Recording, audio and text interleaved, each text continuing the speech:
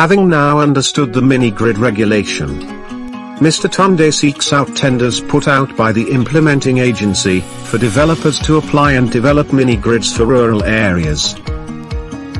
He once again reaches out to Mr. Grego, to find out how to navigate through these energy projects. Welcome, to Navigating Nigerian Energy Projects by REA. Good day to everyone. I'm Engineer Shitu Suraj Bambele of the Greco Academy. Today, our topic of discussion will be navigating the Nigeria Electrification Project, NEP. To start with, our presentation outline will cover the following topics, starting from the Nigerian power sector, issues and challenges. We talk about the REA. We'll look into the overview of the Nigerian Electrification Project, NEP, the objective of the project, the components of NEP. We'll also talk about the stakeholder and the application of OJC in the NEP project, the impact, and finally we'll talk about the opportunities and incentives that are available to the players in the sector. Next on our slide, the introduction, we start with the fact that we know that in this country, Nigeria, there is actually a power problem. And that's why the government, the past and the present, have come up with a lot of policy documents and action which could help to expand access to electricity as rapid as possible in the most cost-effective way. However, of recent, the government has come up with what is known as the ERGP, the Economic Recovery and Growth Plan, which was meant to start within the year 2017 to 2020. That was the medium-term structural reform of the government. And the aim is actually to diversify the Nigerian economy by restoring the economic growth after the recession that the country witnessed in 2016. So, it also, the use of this plan in the energy sector also implies full use of OTP and the upgrade approaches, with subsidy being the focus on expanding assets rather than the consumption. So, now, next, why all this plan? It is not again saying to say, for us to say that we know that Nigeria is actually having power supply challenges. And with what we are going to be seeing in the next few slides, you see that with a population of about 200 million, Nigeria is still talking about 5,000 megawatts, talking about gas constraints, lack of gas infrastructure, and even the cost. We will also have, as part of the challenges, technical issues, what is usually known as the ATC and C losses. As part of these challenges, the old transmission network, which is being fixed at present by the TCN, is also one of the challenges in the field. Although of recent TCN claim that they have capacity of almost up to 8,000 transmission capacity.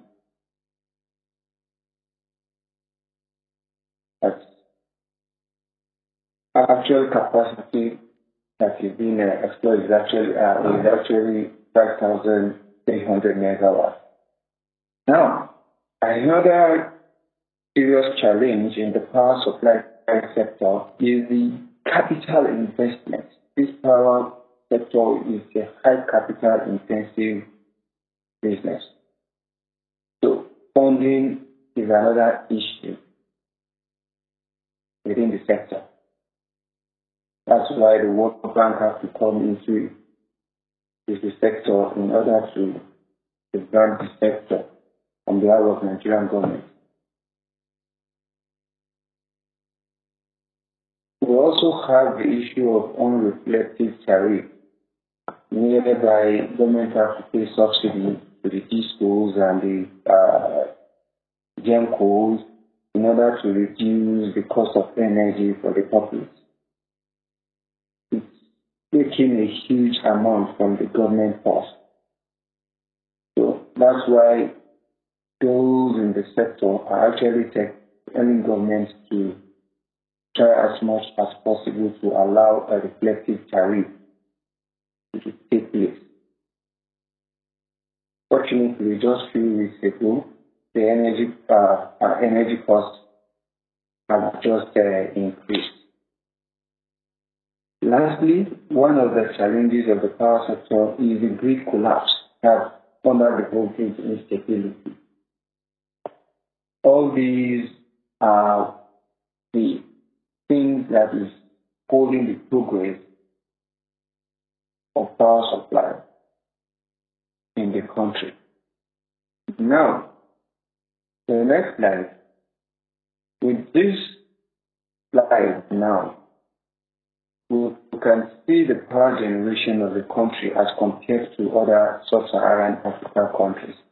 We can see how Egypt and South Africa are over 50,000 megawatts as compared to Nigeria that is even less than 10,000 megawatts. You can also see Kenya, Senegal, Ghana, how they are spread. So, with the huge population of Nigerians, we all know that we are still far behind where we are supposed to be.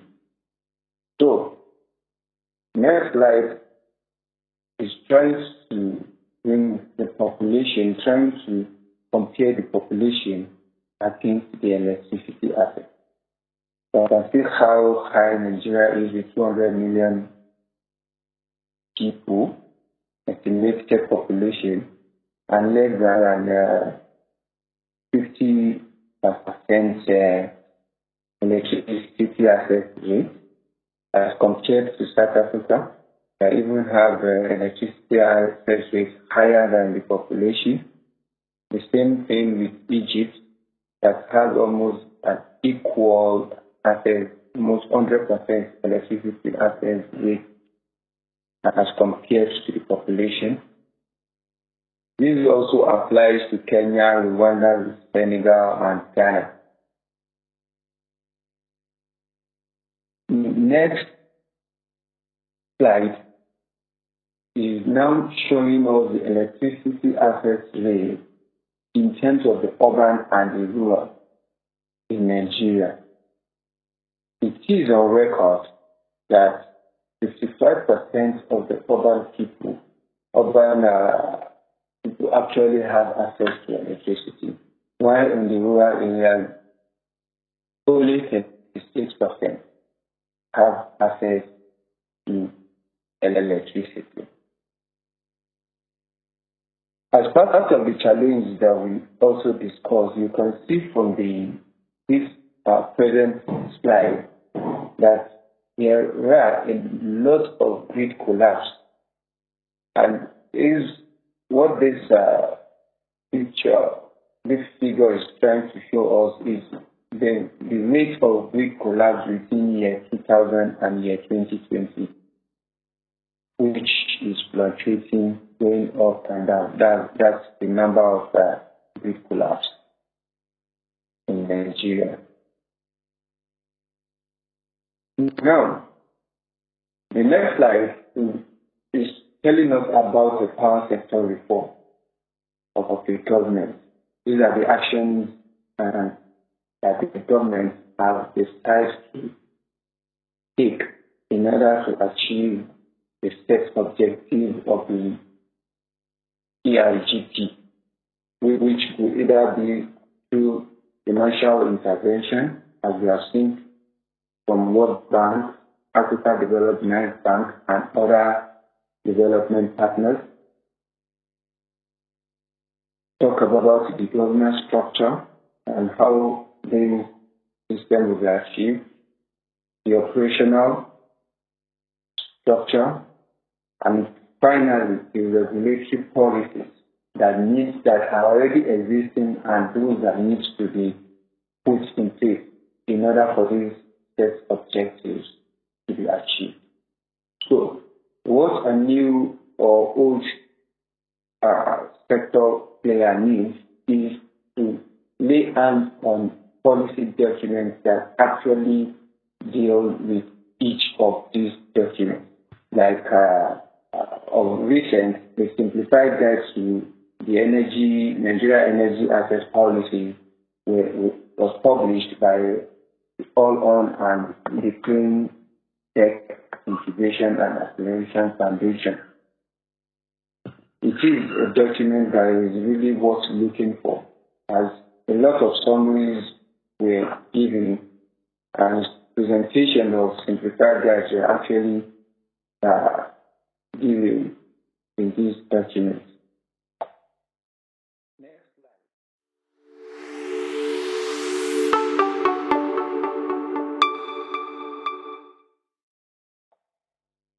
Next slide. We will now talk about REA, since our topic of discussion is centered on the REA, the Rural Electrification Agency, which was actually established in 2005 under the Section 88-89 of the Electric Power Reform. The REA is actually established to help achieve the goal of the federal government in increasing electricity access to 75% and 90% by year 2020 and 2030 respectively. With this, the thinking is that at least 10% of the renewable energy mix will have been achieved by year 2025 as contained in the National Electric Power Policy of the year 2000 and also the Rural Electrification Policy of the year 2005. So now, let's now look at REA, where they are, what they've been able to achieve within the past few years. Next slide. One of the programs of REA is the NEPP, that's the Nigerian Electrification Project, which, as we have said, is an initiative of the federal government of Nigeria, which is aimed at increasing the electricity or energy access rate in the country for households, for public and educational institutions, and for the unreserved micro, small, and medium scale enterprise to operate solutions. When we talk about off-grid, we are talking about it from either the perspective of mini-grids or solar home systems.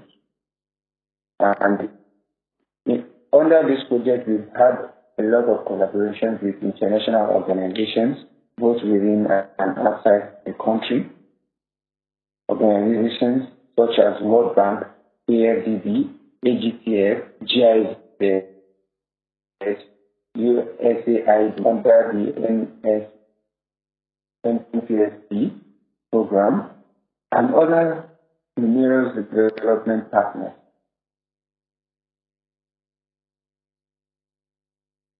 This project is actually targeted at a 5 year period, starting between 2018 to 2023. And it is to be executed by the Rural Electrification Agency. The good thing is that after the present, the lot has been achieved by REA through its 4 different components. The first being the solar hybrid mini grid for rural economic development. The plan is actually to build 250 mini grid sites within the geopolitical zone. The second component is the deployment of solar home systems for productive use in off-grid communities. The third is energy education, universities, and hospitals, that's the teaching hospitals, by providing them with reliable and affordable energy. The last of these 4 components is the institutional capacity, the training, the technical assistance, which is meant to build REA staff and other relevant stakeholders that will be supporting these electrification scale-up activities. So, in summary, we now know that there are 4 different components of the NEP, which is penciled to be achieved by the government through the Rural Electrification Agency. Now, it's an agency under the Federal Ministry of Power. Let's look at the objective. What exactly are they looking at? What are the targets? Because we said is that the objective is actually to increase the energy asset using renewable energy to unsubsidized and undesired communities. And the plan is actually to give power to at least 1 million households. Also, empower micro, small, and medium enterprises, at least 250,000 of them, to also provide affordable electricity to public institutions. And under this, 37 federal universities and teaching hospitals have been penciled down.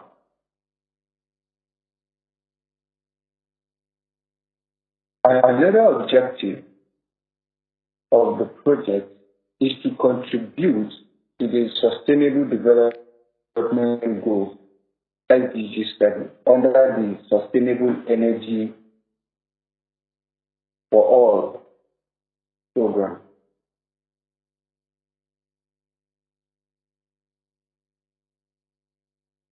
Another objective which needs to be discussed is that we need to increase economic growth in the critical sector. Talk about the manufacturing, which is one of the critical sectors of the country that actually needed power. Because cost of items are going high, cost of commodities are just too high. And all these are boiled down to the cost of energy used in production.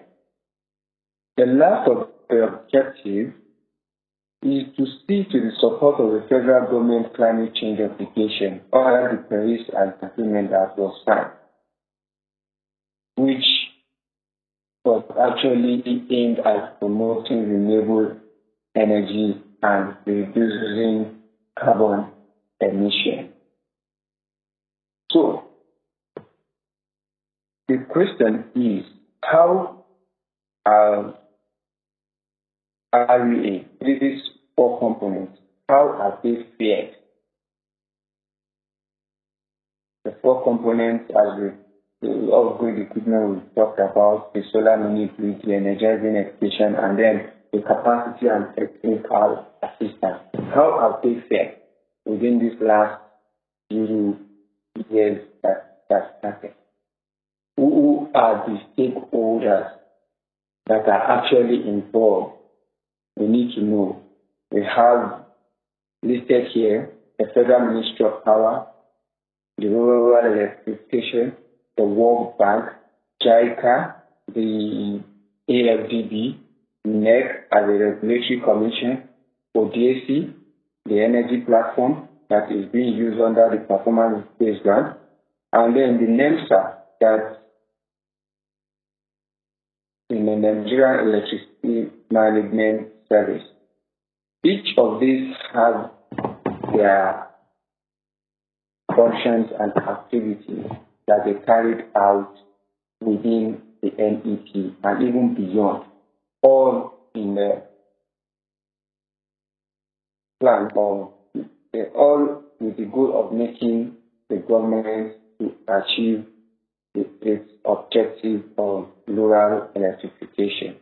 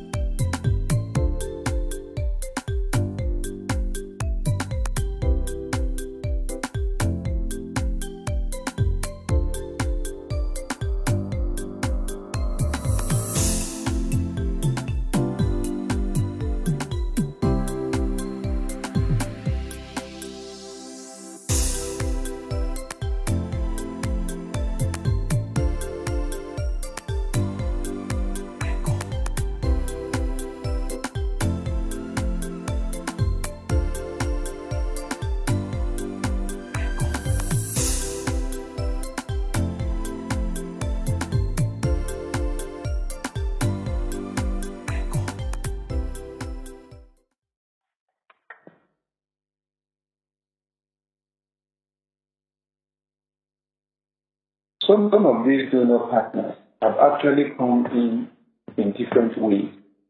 Talk about the financial. If you remember, we said one of the challenges is actually funding. And under this funding, a lot of money has been made available by the donor partner, either borrowed to the Nigerian government or in a concessional either a concessional loan or in some cases as grants. Some of these organizations that we're talking about include the World Bank and which have made available a sum of $350 million as loan. We have the AFDB, that's the African Development Bank. They made $150 million available as loan. We also have the African Growing Together Fund, the AGTF. And a sum of $50 million have been made available through loan.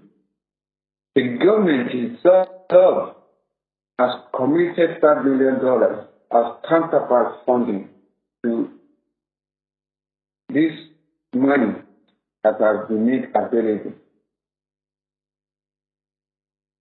The other private sector are also made available $660 million as counterpart funding. In $1,215 million is made available in order to promote this objective.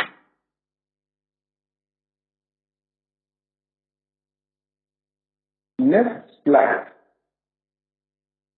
we are now going to look at the World Bank as a whole. We all know that the World Bank, in conjunction with REA, is seriously doing a lot of jobs in terms of mini grid, in terms of solar home system, through the performance-based grant. Now, the components, each of these components, starting from the solar mini grid that we talked about, $150 million have been made available. For the SHS, for households and enterprises, $75 million have been made available. For the power system, public to the public universities and teaching hospitals, a sum of $105 million have been made available. And lastly, for the technical assistance, the sum of $20 million is earmarked for such activities. Looking at it from the AFDB and the AGTF angle, they've also contributed to each of these four components, starting from the mini grid, which a sum of $70 million have been made available, to the SHS, which is actually meant to power productive appliances for the off-grid communities. A sum of $20 million have been made available.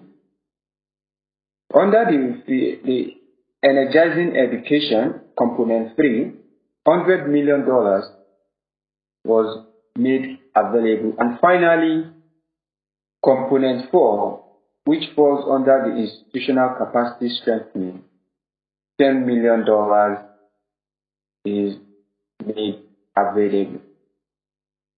Now, next slide, we'll be talking about the ODAC platform, which have helped the government and REA to streamline the process of procurement, designing, and financing of these mini grids.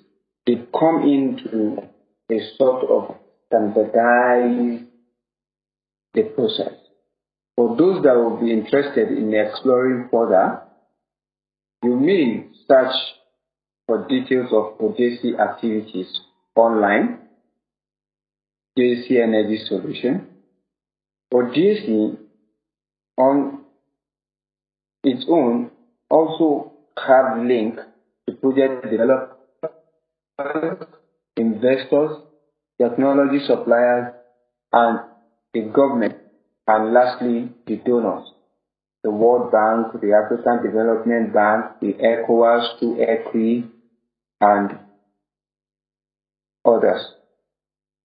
ODAC is an energy platform that actually was being explored, as a lot has been achieved. A lot of projects have been given out to those who be in their activities through the ODAC.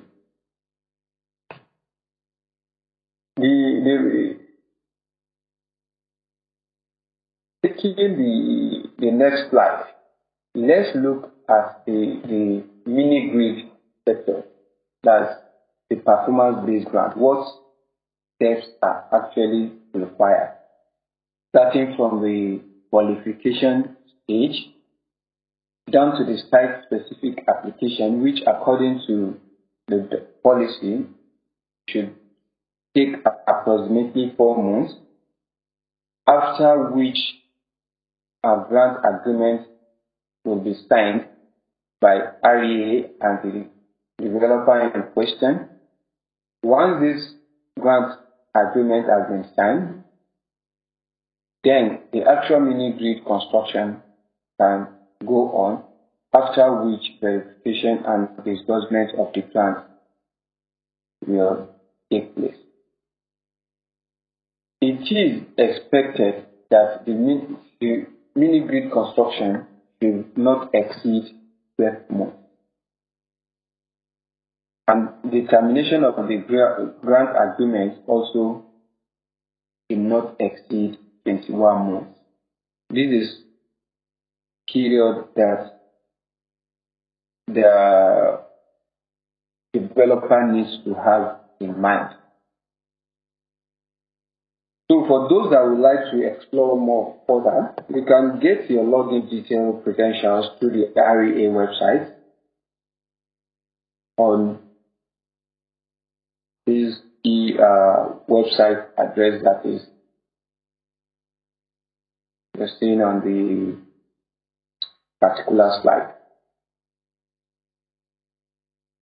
Next, we have tried to bring some of the pictures of the projects, some projects that have actually been achieved under this program. We have the 64 kilowatts water community project in Niger State, which provided sufficient power to almost people. You can see the picture of the former REA managing director, the deputy minister of power, and other stakeholders, including the developers.